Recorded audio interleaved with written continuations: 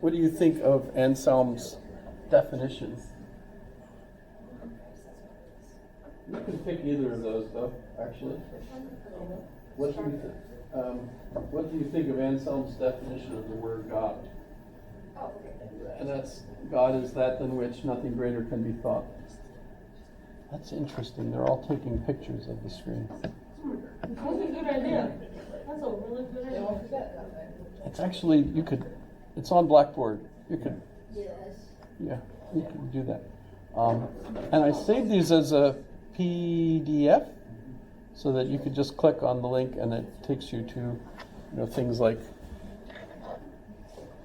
Crazy Ludwig. Why did I mention Crazy Ludwig? That's crazy. But we need to get back to Aquinas because I just talked a little bit about the angels. What I love asking, and obviously I don't have it set up as one of my questions, is quantum means how much, and quantum theory is what they usually talk about with regard to quantum particles and things of that sort. And how many forces do we have in the universe? 4. Interesting. There are actually different points on a scale, right? But we call them the large, or rather the strong and the weak nuclear forces. Those are 2. And then we say gravity is 1. Yes? And the electromagnetic force is the other. And are any of those forces actually physically subsistent? Is there a substance for any of those? By definition, not, right? They're waves, and you can have wavicles, right, which are particles that are also waves, right? So the question for me is, when you're looking at the way Aquinas describes angels, it strikes me that his vocabulary is pretty quaint, but he's actually getting at exactly the same thing that we mean today in science by the forces of the universe. They're in between the algorithm that we might think of as God, but neither do they have substance. And yet they're responsible for communicating that algorithm to everything. I mean, typical, the way you teach your children about angels, as, the guardian angel around my head, the cute little angel, or the, I guess little Cupid type angel, which is totally wrong, actually. That's Eros, and that's not an angel. But people, have pictures of these Cupid-like little angels hovering around statues and so on, representing angels and so on. And usually we give angels wings, which, I even remember Severus Snape flying, as an angel in one of those movies, Dogma, I think it was. You're familiar with? No? Oh, you're talking about that. What are you?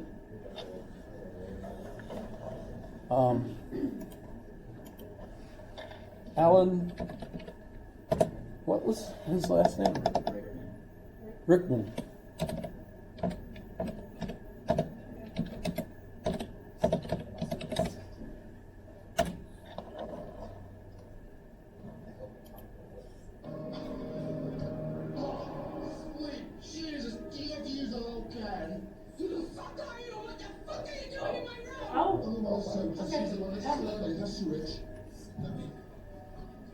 Get the fuck out of here!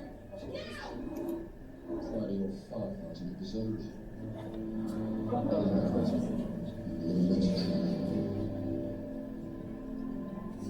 Sorry about that. I should have given you a trigger warning.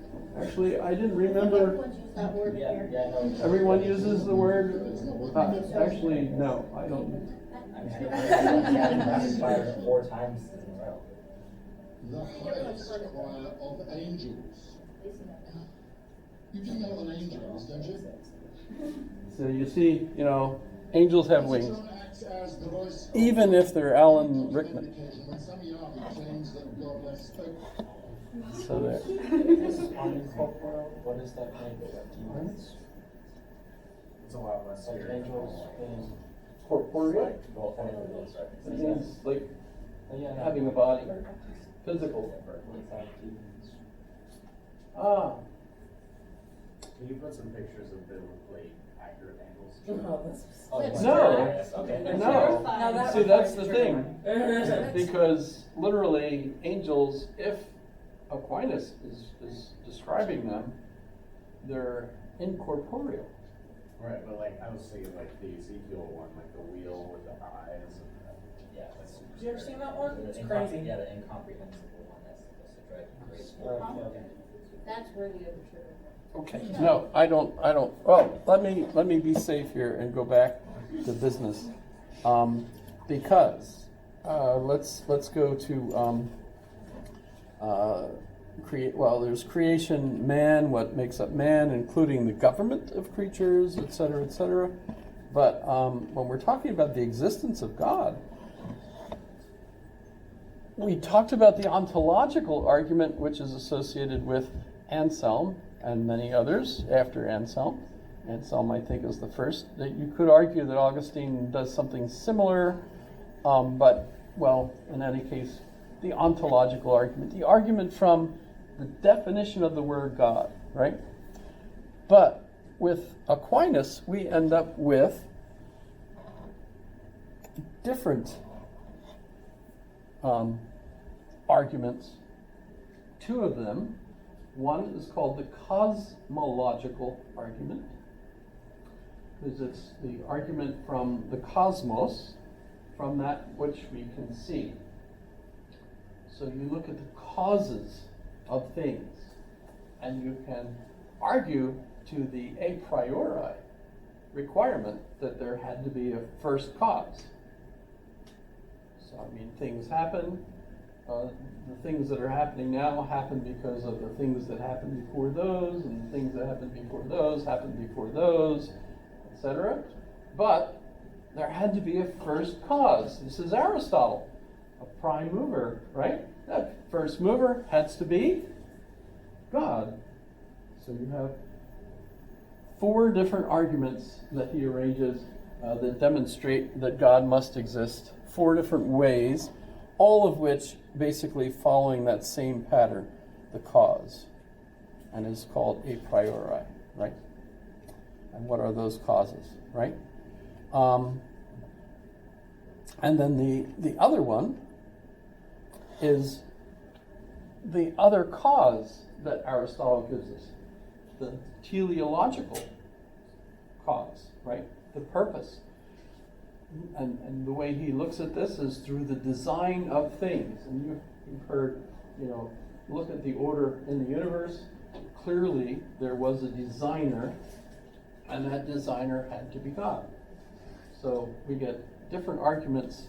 He doesn't follow along with the ontological argument, doesn't use that one, but he does give us arguments based on what we might call predicates that are observable, right?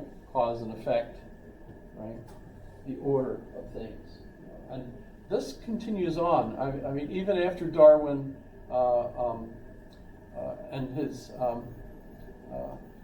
the origin of the species, we end up with others. One of the bishops, I forget his name, but Haley, I forget, but he responded, well, look at the eye. How did that develop? Can you imagine a half an eye? No, it wouldn't work, etc. The eye had to form completely of itself, etc. And so there had to be a designer. Actually, today biologists have been able to trace all kinds of developmental eyes and how they eventually lead to eyes and so on. But in any case, so he gives us the cosmological arguments and the teleological argument. And those are the 3 different definitions of that. He also talks about the law of nature, And that's a big issue when we get into the law of nature and politics. Do we need a government, for example?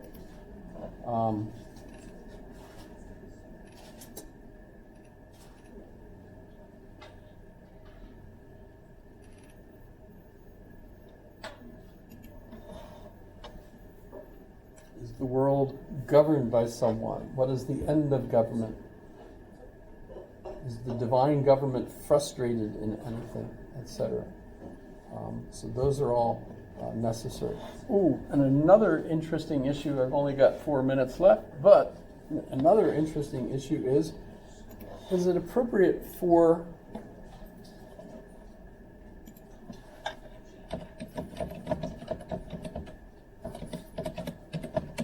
Scripture to use metaphors?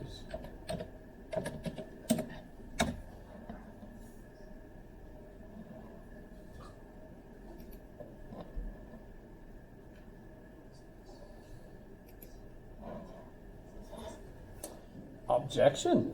It seems that Holy Scripture should not use metaphors for that which is proper to the lowest science, which would be like the arts, poetry. Seems not to befit this science, which holds the highest place of all, but to proceed by the aid of various similitudes and figures is proper to poetry, the least of all the sciences. Therefore it is not fitting that this science should make use of such similitudes. Objection 2. Further, this doctrine seems to be intended to make truth clear. Hence, a reward is held out to those who manifest it. They that explain me shall have life everlasting. But by such similitudes, truth is obscured. Therefore, to put forward divine truths by likening them to corporeal things does not befit this science. Objection 3. Further, the higher creatures are, the nearer they approach to the divine likeness. If therefore any creature be taken to represent God, this representation ought chiefly to be taken from the higher creatures and not from the lower. Yet this is often found in Scriptures. On the contrary, it is written, I have multiplied visions, and I have used similitudes by the ministry of the prophets. But to put forward anything by means of similitudes is to use metaphors. Therefore, this sacred science may use metaphors. I answer that. And remember, so he's taking the dogmatic side and the new advanced side from Aristotle. And how can you answer this without conflict? It is befitting, Holy Writ, to put forward divine and spiritual truths by means of comparisons with material things. For God provides for everything according to the capacity of its nature. Now, it is natural to man to attain to intellectual truths through sensible objects, because all our knowledge originates from sense. Yes. It seems like an odd question to be having, considering most of the Jesus' Testament and the New Testament Are parables, which are, yeah. Why is this a common question that is asked? It is actually, and in fact, I still hear it today among a lot of Americans, actually, who believe that. I'll tell you a story. I was once walking through the Spine, and there was a group of young people lounging about, and it was kind of an off day. There was no school or anything. I think it was like a holiday, so I was surprised to see a bunch of young people lounging around. But I said hello, and etc. They had just arrived in Alaska, so they weren't students, or they weren't Alaskan residents. They had just arrived, and why are you here? We're going to start our own church, they said. And which seminary are you from? I inquired, right? And their answer was, no, we just read the Bible on our own. So as far as they're concerned, God is telling them from their impression of what this 2,000-year-old text translated, means well enough that they could go out and start their own church and teach people. So they're basically clueless. And he's talking to those people who are clueless, who think that the scripture means what I think it means, regardless of the tradition of thousands of years, 2,000 years, and all these people trying to understand, how to interpret this, and the gradual development